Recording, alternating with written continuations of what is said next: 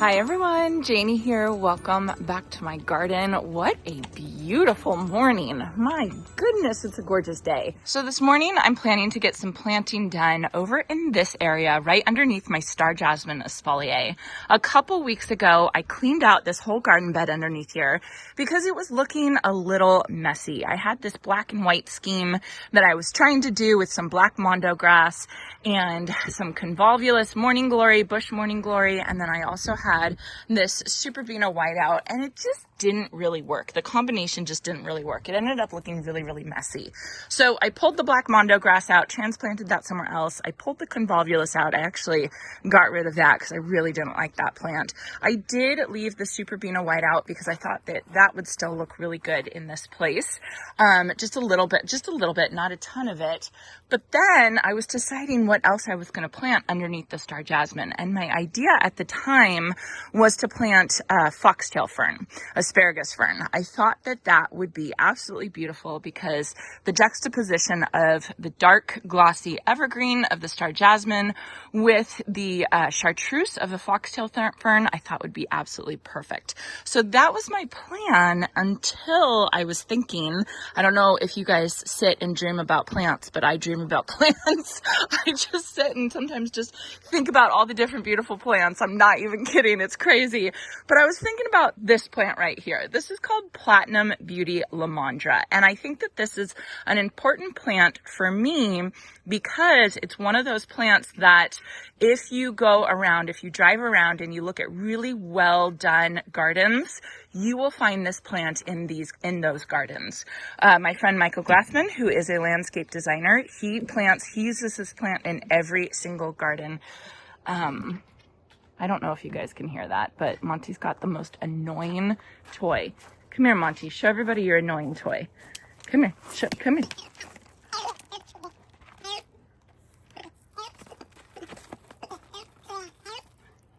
Somebody called him comic relief, and absolutely. Absolutely. So if you hear that in the background, that's what this is the most annoying toy. Don't get it, but he loves it. Okay, so Platinum Beauty Lomandra, it's gorgeous. So many people use it. Actually, at my mom's house, she had a landscape designer come in and help her out initially, and that landscape designer chose this plant as well. And whenever you drive by really, really beautiful houses, you see Platinum Beauty Lomandra, which is an evergreen grass, which is really important because that means it's going to be here and it's going to be beautiful absolutely all season long. The cool thing about this grass is you technically don't need to prune it like other grasses, like purple fountain grass or panicums. You do have to prune back in. For us, it's in late winter before they start growing. You want to prune them back so that you get nice, fresh, new growth. These guys you don't have to do.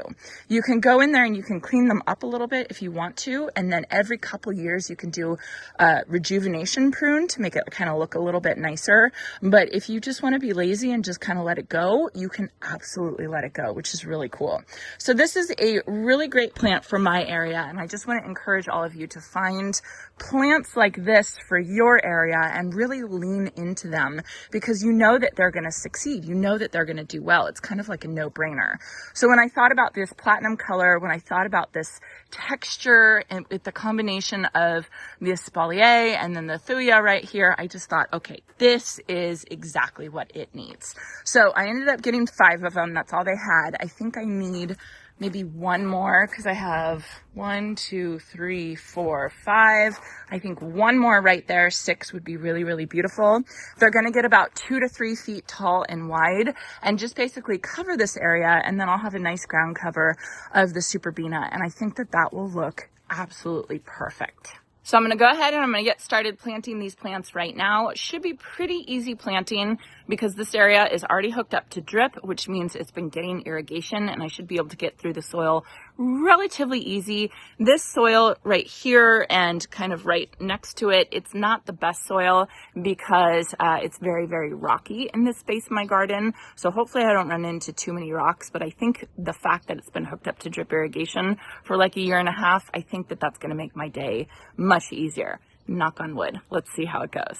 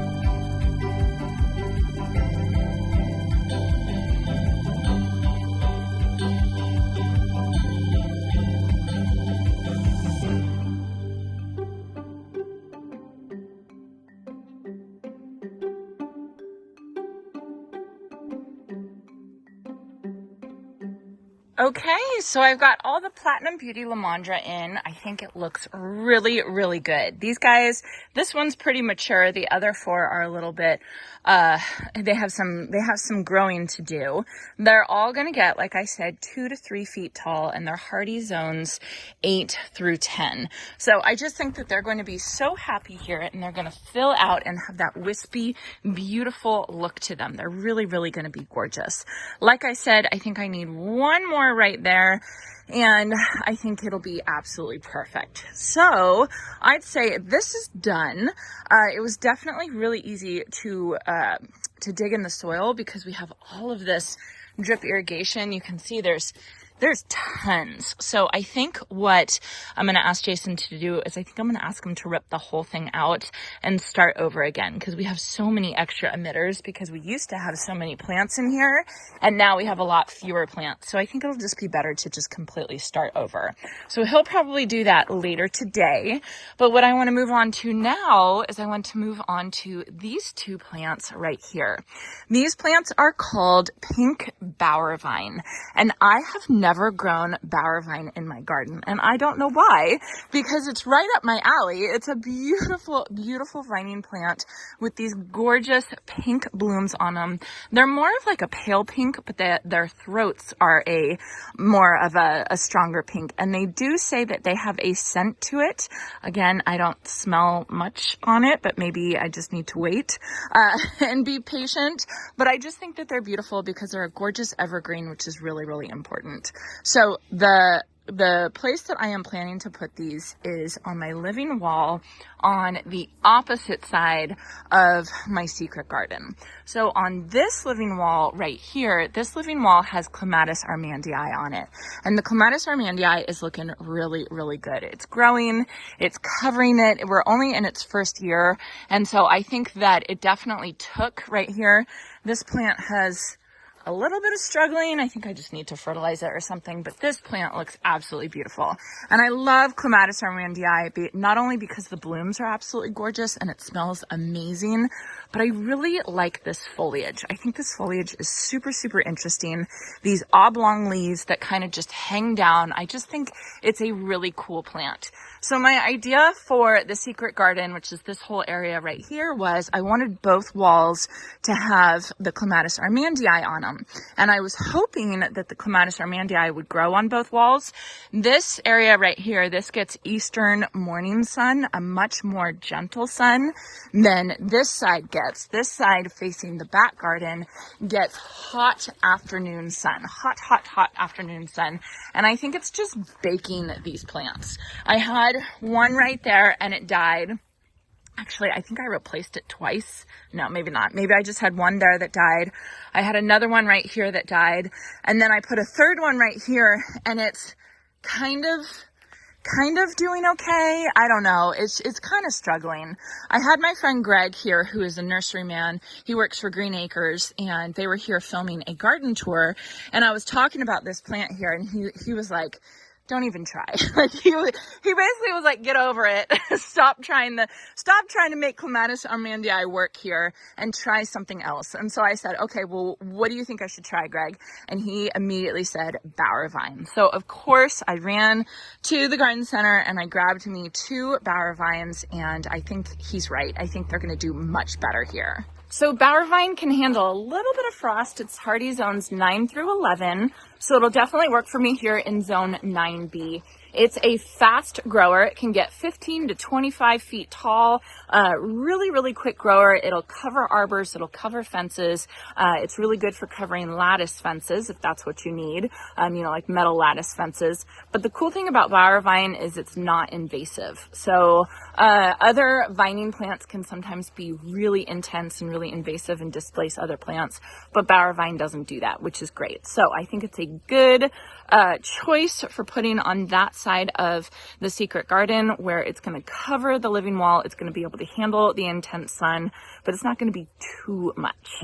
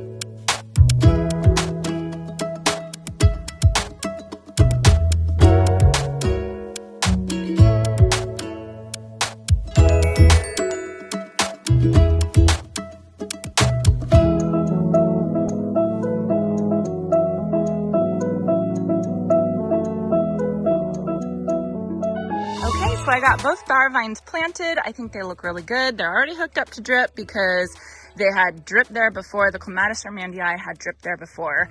Like I said, I have one clematis that's doing okay right now, and it has a couple tendrils coming off of it.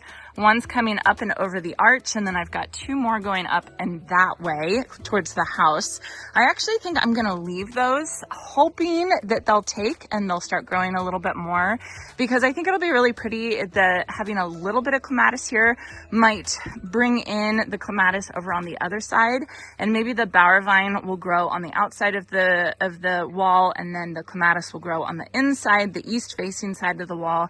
Maybe the bower vine will protect it. I don't know, but there's no point for me to take it off because I still think it's really pretty, and I think it'll be really pretty to have them as a combination. So what I'm going to do now is I'm going to take off the stakes. Vining plants are often sold with stakes like this, and you actually want to take them off because otherwise they're just going to stay kind of wrapped around the stakes in this spot. And what you want to do is you want to spread them out up and over whatever trellis or arch or fence that you're trying to grow them over. And this is actually one of my favorite gardening tasks. I love training vines. I don't know why, probably because I love espaliers so much, but I love just the slow, kind of repetitive motion of just kind of twining a vine up in and out of the trellis. I don't know. It's just one of my favorite things. I can't explain it. I'm just really excited to do this right now. So I'm going to set the camera up, and then I'm just going to twine these guys up and over this trellis.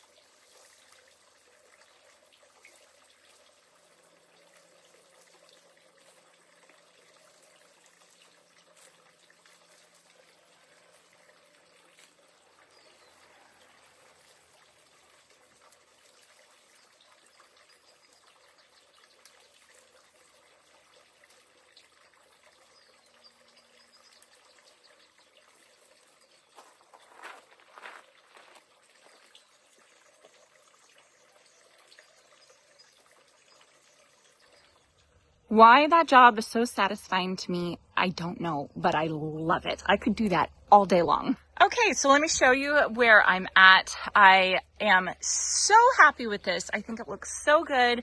It's covering so much more of the living wall. It still has a lot of growing to do, but I think that we're actually getting somewhere. I think that it's going to grow up and over very, very quickly, and I'll get the look that I'm looking for.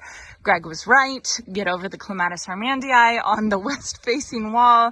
I definitely needed something that could handle a little bit more sun over here, and I really do think that it's going to be bower vines. So I'm very, very happy about this, and hopefully this will grow, and then over on the other side, the Clematis armandii will grow, and this whole area will just be its own little room. I did buy some shade sails to cover the top of it. I actually bought them, I think, last year, and I was going back and forth on whether or not I wanted to put the shade sails up, and I think I've decided I want to put the shade sails up. So I got to inform Jason that he has another job to do. So that's going to be it for today. I fully enjoyed myself this morning training vines. It makes me want to go out and buy even more vines so I can train them. I just love them. So I love them in my garden. I love how they look, and I love taking care of them and training them. This is one of my favorite things to do. So anyway, I hope you all enjoyed this, and I hope you all have a chance to get in your garden today.